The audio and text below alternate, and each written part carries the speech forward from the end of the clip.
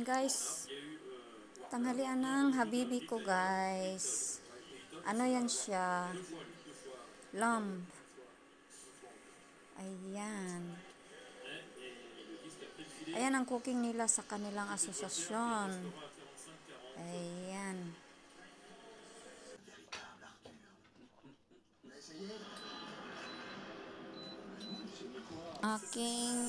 Papakin ko to guys. Meron akong cherry, ayan guys, kamatis, tomato, simpleng pagkain. Ako lang ang kumain nito guys. Actually, magpapak tayo guys at may sausawan. So yan po ang aking tayo. So yan kasimple ang aming buhay guys. As usual. Ayan ang ating tanghalian. Palagi tayong kumakain ng rice. Iwas muna tayo sa rice. Papak-papak muna tayo ng mga kung ano-ano.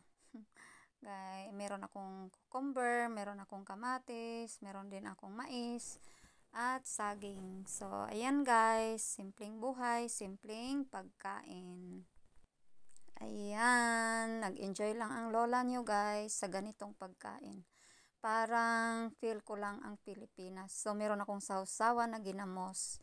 So ganyan lang guys. Thank you for watching and God bless everyone.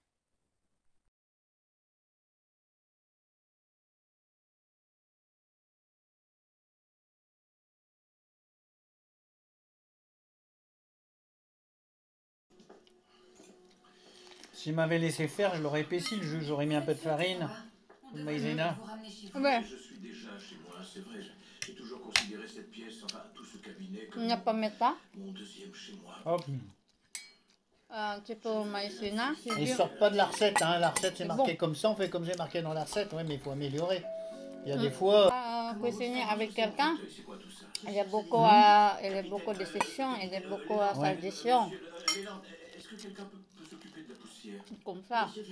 And let's eat tayo. Simple lang ang ating pagkain guys. Ayan ang ating tanghalian.